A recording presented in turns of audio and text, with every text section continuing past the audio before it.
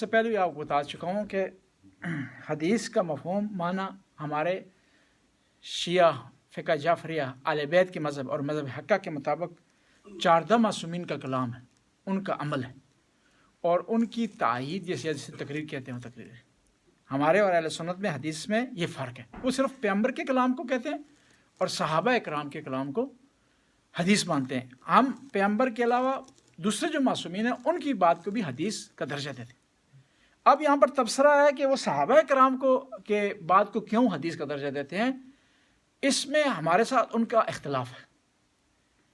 صحابہ کرام کا کلام مستقل کوئی درجہ نہیں رکھتا، کوئی اہمیت نہیں رکھتا، وہ عام انسان ہے، معصوم نہیں ہے، علم غیب نہیں رکھتے، ان پر وحی نازل نہیں ہوتی۔ ہاں ایک اور لحاظ سے صحابہ کا کلام معتبر ہے،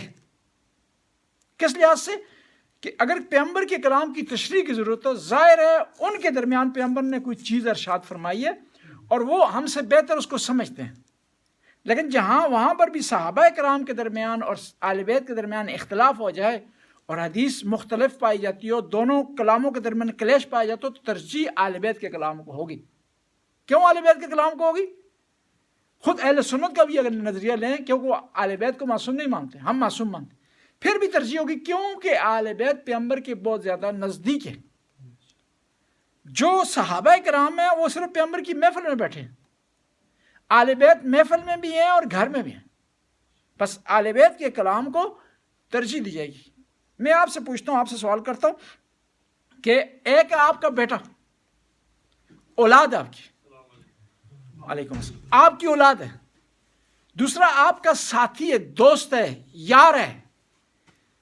اگر آپ سے متعلق کوئی چیز معلومات لینی ہو، کوئی جو ہے کسی چیز کے بارے میں تائید کرنی ہو، تو آپ کا بیٹا زیادہ معتبر ہے آپ کے بارے میں بتانے کا۔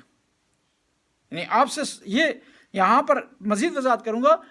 اگر یہاں اختلاف ہو جائے کہ پیغمبر نے ہاتھ کھول کر نماز پڑھی یا باندھ کر پڑھی، فرض کریں،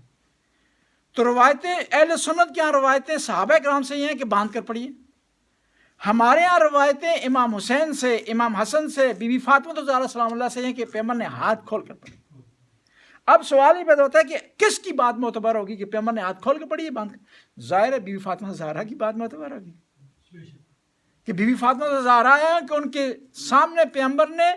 جو ہے وہ رات کی تاریکی میں نماز پڑھی ہے، صبح کی نماز بھی پڑھی ہے، زہر کی پڑھی ہے، عصر کی بھی پڑھی ہے، اور بی بی فاطمہ الزہرا وہ ہیں کہ پیغمبر نے جب نماز پڑھی ہے تو ان کے پیچھے نماز پڑھتے ہوئے ان کو دیکھا ہے، ویسے بھی ان کو دیکھا ہے۔ صحابہ کرام نے صرف اس حالت میں دیکھا ہوگا کہ پیچھے نماز پڑھ رہے ہوں گے نا، اگر پچھلی آدمی کو نہیں پتا ہوگا کہ اللہ نماز کس طرح پڑھ رہا، خاص طور پر تیسری اور چوتھی صفحہ میں ہو۔ تو پس ہمارے اور ان کے درمیان حدیث میں اختلاف پایا جاتا ہے، اس لیے ہم امیر المومنین کی جو کلام ہے، ان کے فرمودات ہیں، ان کو حدیث کا درجہ دیتے ہیں۔ امیر